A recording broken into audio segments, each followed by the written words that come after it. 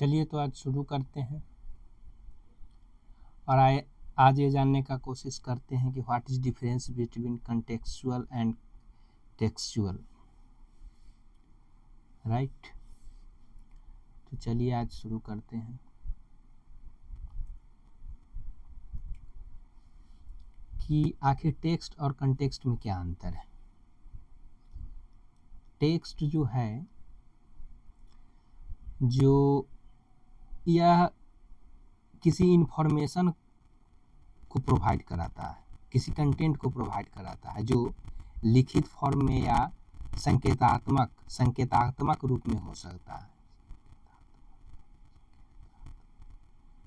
Right. जैसे हमको सम या एडिशन करना है तो इसका सिंबॉलिक फॉर्म क्या होता है, प्लस। जैसे कि हमको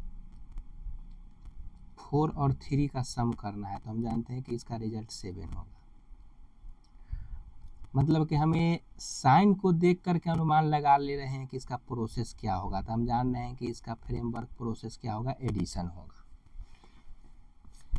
तो ये जो एडिशन या सम हुआ ये टेक्स्ट हुआ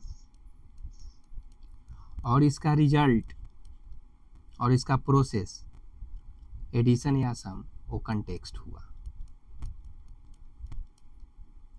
राइट। अब दूसरा एग्जाम्पल, जैसे प्रोडक्ट, उसका साइन जानते हैं ऐसे या ऐसे होता है। अब हम 2 प्रोडक्ट 3 लिए, हम जाने कि इसका मल्टीप्लिकेशन होना है तो इसका आंसर 6 आया। तो हम ये जान रहे हैं कि इसका सिंबॉलिक फॉर्म प्रोडक्ट है ए, तो ए टेक्स्ट हुआ और इसका प्रोसेस प्रोडक्ट हुआ, मल्टीप्लिकेशन हुआ, उसका रिजल्ट 6 आया, एक कंटेक्स्ट हुआ। अब हम PSIR के लहजे में समझने की कोशिश करते हैं कि टेक्स्ट और कंटेक्स्ट में क्या अंतर है, राइट। अब जैसे उदाहरण 3, महात्मा गांधी की अहिंसा,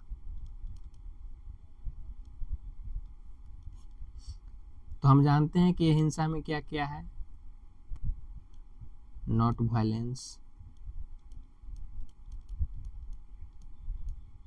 हिंसा न करना,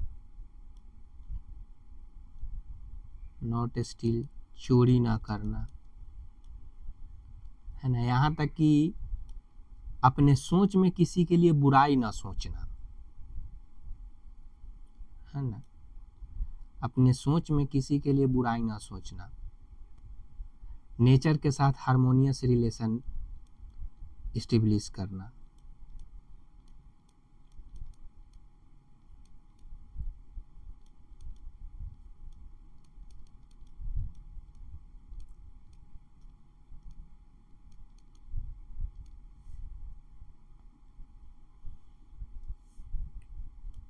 गरीबों को मदद करना, मानवता को स्थापना करना, दया, करुणा, सिंपैथी, समानुभूति, अनुभूति, ये सब अहिंसा का गुण है। तो हम यहाँ देख रहे हैं कि टेक्स्ट, यहाँ जो टेक्स्ट हुआ अहिंसा और इसका कंटेक्स्ट देख रहे हैं कि it means application of text. हम यहाँ देख रहे हैं कि उसका कंटेक्स्ट क्या है, not violence, not steel, harmonious relation with nature, गरीबों को मदद करना, समानुभूति, सहानुभूति, मानवता को स्थापना करना, यह सब अहिंसा का गुण है। तो यह अहिंसा टेक्स्ट हुआ और उसका एप्लीकेशन, उसका गुण कंटेक्स्ट हुआ, राइट। तो यहाँ हम देख सकते हैं कि टेक्स्ट जो है यह रिफर करता है किसी भी इंफॉर्मेशन और कंटेंट को रिटन फॉर्म और सिंबॉलिक फॉर्म में, राइट। और कंटेक्स्ट जो है वह framework of that give meaning, वह जो दिए गए इंफॉर्मेशन का जो मीनिंग होता है, उसका क्या फ्रेमवर्क है, उसको प्रोवाइड करता है, वह कंटेक्स्ट है।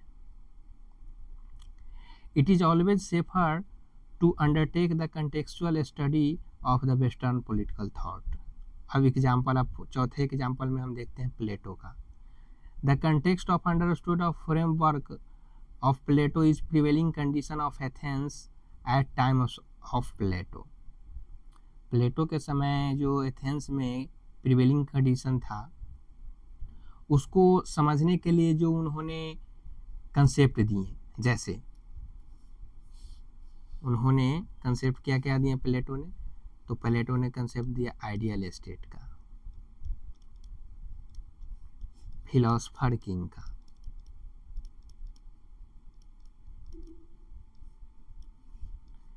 पचास साल के शिक्षा पद्धति का, एजुकेशनल पॉलिसी का। तो ये सब टेक्स्ट हुआ किसके कंटेक्स्ट में, तो एथेंस के कंटेक्स्ट में। एथेंस में उस वक्त जो प्रिवेलिंग कंडीशन था उसको बेटर करने के लिए उन्होंने कुछ टेक्स्ट दिए, जैसे आइडियल स्टेट, फिलोसफर किंग, 50 साल के एजुकेशनल पॉलिसी। यह टेक्स्ट हुआ और किसके रिस्पेक्ट में, एथेंस को बेटर करने के लिए। तो ये क्या हुआ, कंटेक्स्ट हुआ। उसी तरह से कार्ल मार्क्स के देखते हैं। तो कार्ल मार्क्स ने क्या क्या टेक्स्ट दिए, उन्होंने दिया कि सोशलिज्म है ना, उन्होंने दिया किसके रिगार्डिंग, तो worsening condition of workers in factory, क्योंकि मजदूर के उस वक्त एकदम दयनीय स्थिति हो गई थी, एकदम पछता लायक जीवन जीते थे वो लोग, उसका शोषण करते थे, कैपिटलिज्म लोग लेबर लोग को शोषण करते थे। इस तरह के कंडीशन उस वक्त था कैपिटलिज्म वाले स्टेट में।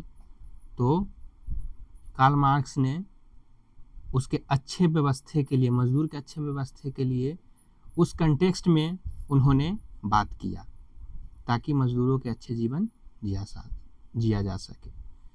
हम आशा करते हैं कि आपको टेक्सचुअल और कंटेक्सचुअल में डिफरेंस समझ में आ गया होगा। Thank you.